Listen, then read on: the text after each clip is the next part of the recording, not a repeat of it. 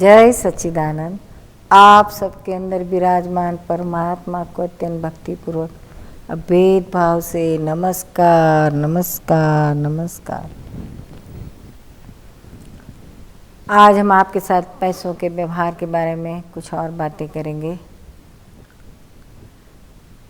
पिछले एपिसोड में पुण्यानुबंधी पाप के बारे में बातें कर रहे थे।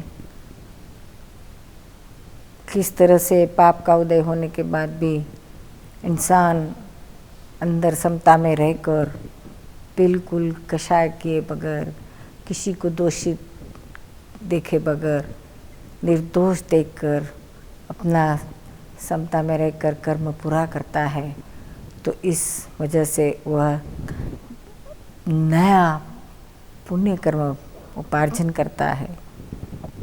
इसे पुण्यानुबंधी पाप कहा जाता है। एक भाई आता है हमारे पास, बहुत ही सीधा साधा है, जरा भी इस दुनिया की हवा उसको नहीं लगी है, भोला भाला है, पढ़ा लिखा हुआ है। लेकिन बात ऐसी हुई कि उसकी मंगनी हो गई। एक अच्छी स्मार्ट पढ़ी लिखी लड़की ने इसको पसंद किया और उसने भी उसको पसंद किया। मंगनी होने के बाद देखा तो लड़के को कोई नौकरी नहीं मिल रही थी। पहले कोई टेम्पररी नौकरी थी, वो चल कर रहा था, तो फिर वो नौकरी चली गई। तो लड़की ने थोड़ी दिन राह देखी कि शायद उसको दूसरी नौकरी मिल जाए, लेकिन इस बेचारे को कोई दूसरी नौकरी मिली नहीं।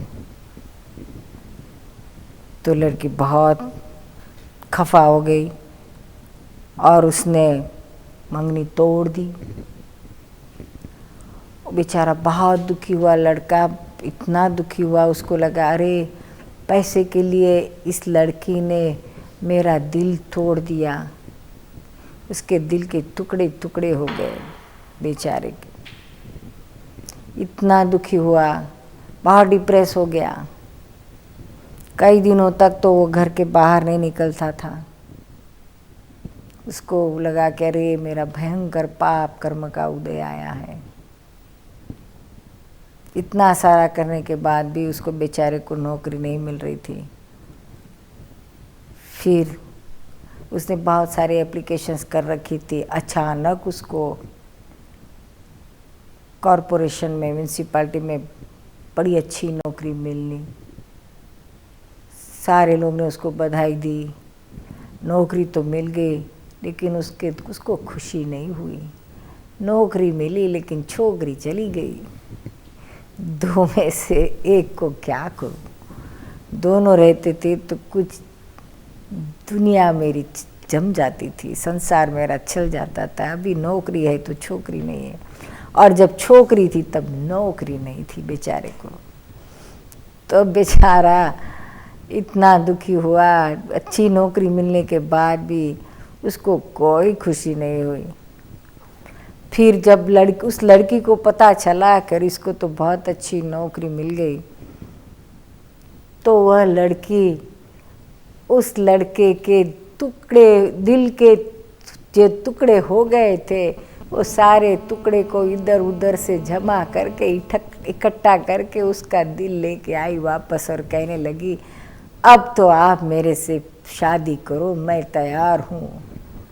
अभी टूटा हुआ शीशा कितना भी जुड़ाने जाओ तो किस तरह से जुड़ सकता है। बेचारे का दिल का इतने टुकड़े हो गए थे, सचमुच वह डिप्रेशन में चले गया था।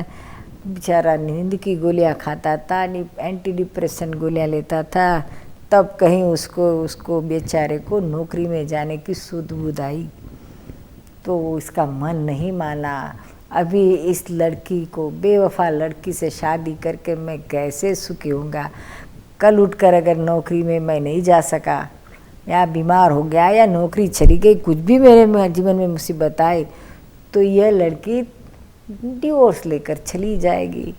तो बेचारा घबरा गया।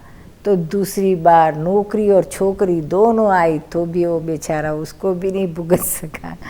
उसने कहा कि भाई मेरा अब कुछ काम नहीं है, अभी तो मेरे जीवन पे ये इतना बड़ा सदमा पहुंचा है ये मंगनी टूटने का कि अब मैं ज़िंदगी भर शादी ही नहीं कर पाऊंगा, किसी लड़की पर मुझे अब विश्वास ही नहीं आएगा।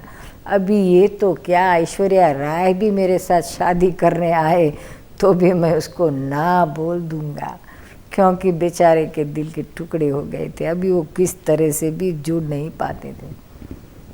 तो फिर वो लोग लड़की चली गई और ये बड़ी मुसीबत से नौकरी करने लगा और फिर हौले हौले हौले कुछ दिमाग उसका ठिकाने आया, नॉर्मल होने लगा।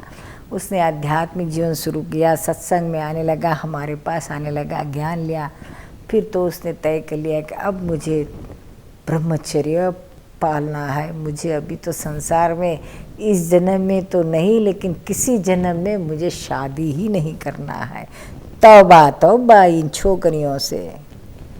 तो फिर हमने कहा कि छोकरियों से तौबा तौबा किया, अब थोड़ी अकल ला के नौकरी से भी तौबा तौबा कर ले तो जगत कल्याण के कार्य में कुछ और चार चांद लग जाएंगे। लेकिन बेचारा एक में से तो निकला बाहर, अभी दूसरे में से निकलने की कोशिश कर रहा है, लेकिन ब्रह्मचर्य में तो आ गया है बेटा, पक्का आ गया है। तो इस तरह से देखो पाप का उदय उसको आया, छोकरी चली गई, लेकिन डिप्रेशन में ज़रूर आ गया। तो उस समय उसका बहुत भयंकर कर्म बंधा जाता था, लेकिन योगानुयोग सत्संग का अध्यात्म का योग उसको मिल गया और उसका जीवन परिवर्तन हो गया। संसार के चक्कर में और फंसने के बजाय वह उसने ब्रह्मचर्य पालन करने का निश्चय किया, तो जबरदस्त पुण्य बांधा उसने। इस तरह से पाप का उदय होने के बावजूद भी उसने पुण्यानुबंधी पाप का हिसाब किया। तो इस तरह से जीवन में से वो छूट गया, संसार में से छूट गया और जन्म मरण में से चक्कर में से भी छूटने का रास्ता पकड़ लिया। पुण्यानुबंधी पाप इसे कहा जाता है। एक लंदन में हमको एक भाई मिले थे, वो हमें मिलने आए थे। 2-3 बार हमको उसका इंडिया में अमेरिका में फ़ोन आते थे मिलने के लिए, बहुत ही उत्सुक था। हकीकत में ऐसा हुआ था, इस भाई को पहले उसके पास बहुत पैसे, ढेर सारे पैसे थे। अफ्रीका में उसके पास बहुत प्रॉपर्टी थी, बैंकों में उसके पैसे बहुत सारे फिक्स डिपॉजिट में रखे हुए थे। अचानक अफ्रीका की 7 बैंक एक साथ उठ गई, बड़ी बड़ी बैंक उठ गई, बहुत बड़ा घाटा आ गया। इस भाई का 7 मिलियन पाउंड का घाटा आ गया इसको, सारे पैसे डूब गए, उसके पास कुछ नहीं बचा। सारी अफ्रीका की जायदाद बेच के, इंटरेस्ट ज़्यादा मिलता था, उसकी लालच में आकर उसने वो सब कोऑपरेटिव बैंक में, प्राइवेट बैंक में पैसे रखे और सब चले गए। उसको बहुत बड़ा सदमा आ गया। एक साथ उसको 2 अटैक आ गए, एक तो हार्ट अटैक आ गया और दूसरा उसका मेंटल अटैक आ गया। तो बहुत बड़ा मेंटल डिप्रेशन में चला गया और दूसरी ओर हार्ट अटैक आ गया। उसको अस्पताल में रखना पड़ा, उसको 3-4 महीने तक वो अस्पताल में था, पागल जैसा था। उसको सारा दिमाग पैसे पैसे पैसे, इस 50 करोड़ रुपए उसके गए। तो ये बर्दाश्त नहीं कर पाता था और उसके पास कुछ नहीं रहा था। अचानक उसका मामा उसकी खबर देखने के लिए अस्पताल में गया, तो उसको भांजे की ये हालत देखी नहीं गई। तो उसने थोड़ी सी आत्मा की बातें की, दादा भगवान की फिलॉसफी की बातें की, हमारे बारे में उसने कुछ बताया। तो उसको थोड़ी अंदर शांति हुई। तो उसने और जानना चाहा, तो उसने थोड़ी किताबें दी। किताबें पढ़ते ही, एक किताब उसको दी थी, एक किताब पढ़ते पढ़ते उसको इतना अच्छा लगा, इतना अच्छा लगा, उसका डिप्रेशन चला गया, हार्ट अटैक था, हार्ट भी अच्छा काम करने लगा। तो एकदम 1 बार 2 बार 3 बार उसने किताब रिपीट करके पढ़ते गया और उसमें उसने तत्व ज्ञान पकड़ लिया कि यह देह ही मेरा नहीं, यह शरीर ही मेरा नहीं है, तो ये पैसे और ये बीबी बच्चे कौन सी चीज़ इस दुनिया में मेरी हो सकती है, मेरा कुछ भी नहीं है, और जो भी कुछ होता है वह करेक्ट है, हुआ सो न्याय।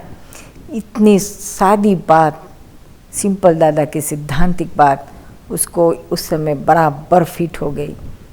तो उसको एकदम भीतर से वो एकदम मुक्त हो गया, वो मेंटल टेंशन चला गया, हार्ट भी एकदम एक अच्छा हो गया, वो नॉर्मल जैसा हो गया उसको।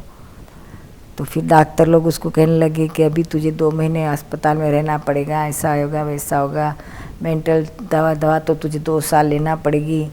तो डॉक्टर को कहने लगा, डॉक्टर ये सारी दवाइयाँ आप खाओ, मैं तो अस्पताल छोड़कर आज ही घर भाग रहा हूँ, मुझे किसी दवा की ज़रूरत नहीं है, मुझे अक्सर दवा मिल गई है और वह है दादा भगवान की फिलॉसफी, आध्यात्मिक विज्ञान।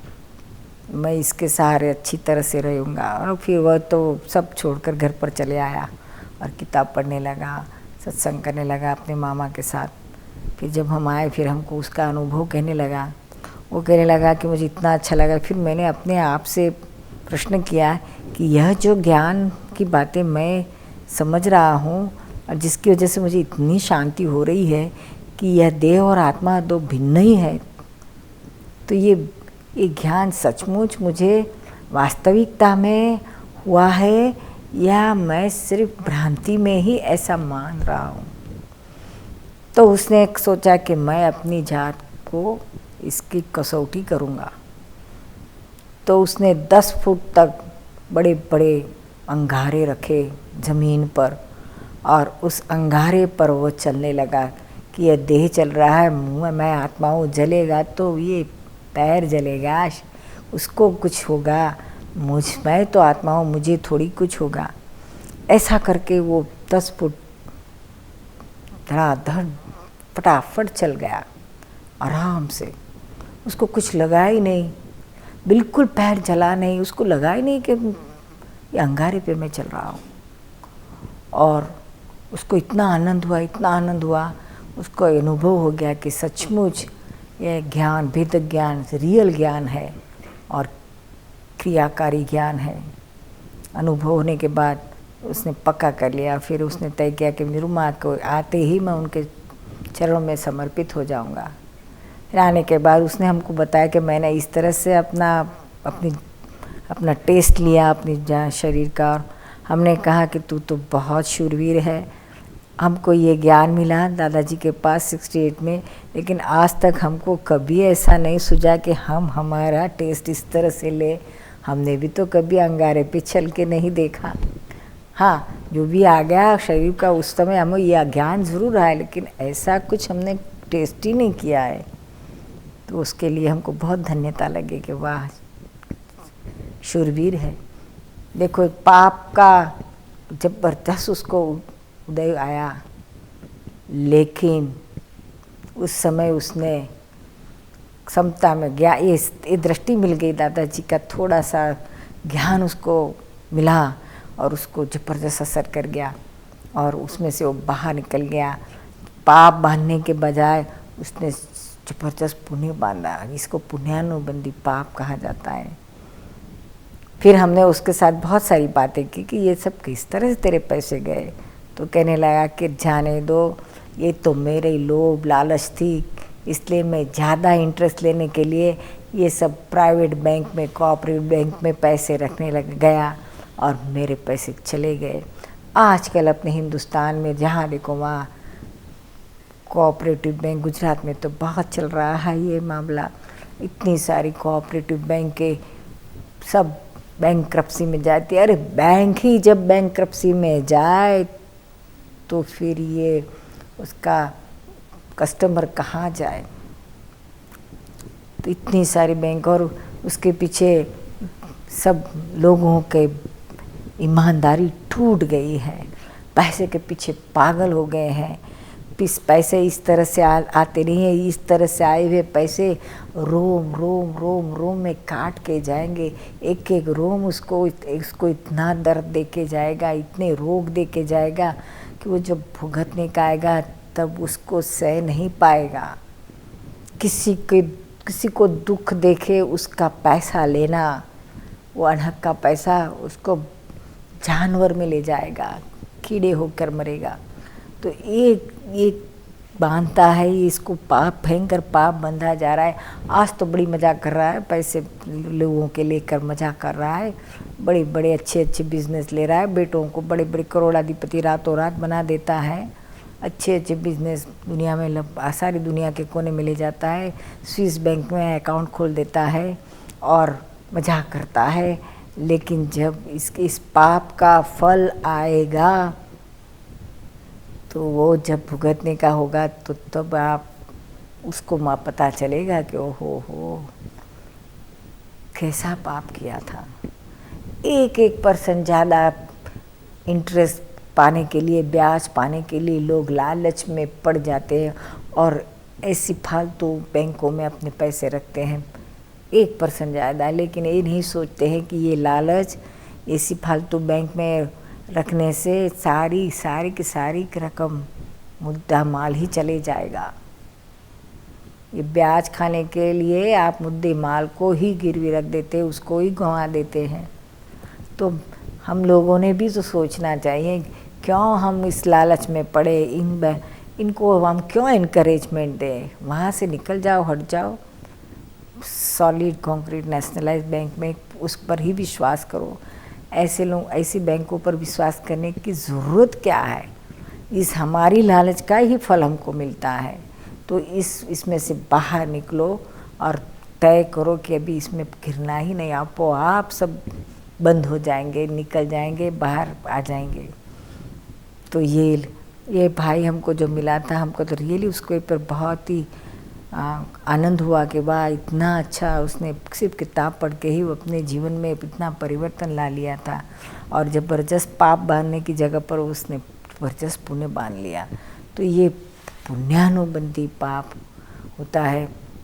हमारे पास एक भाई आता है, वो खेती करता है, बहुत सीधा सादा सात्विक है, छोटी सी खेती है उसके पास, कुछ ज़्यादा पैसे वाला नहीं है, मेहनत करता है, कुछ कमाता है और उसमें उसका गुजारा चलता है। बीवी है और बच्चा है एक।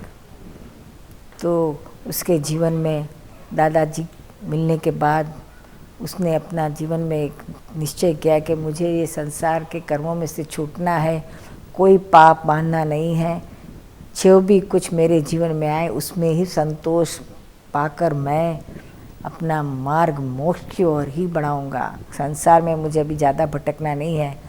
तो तय किया कि खेती करता हूँ, उसमें मुझे कोई हिंसा करनी नहीं है, कोई जंतुनाशक दवा का उपयोग नहीं करना है।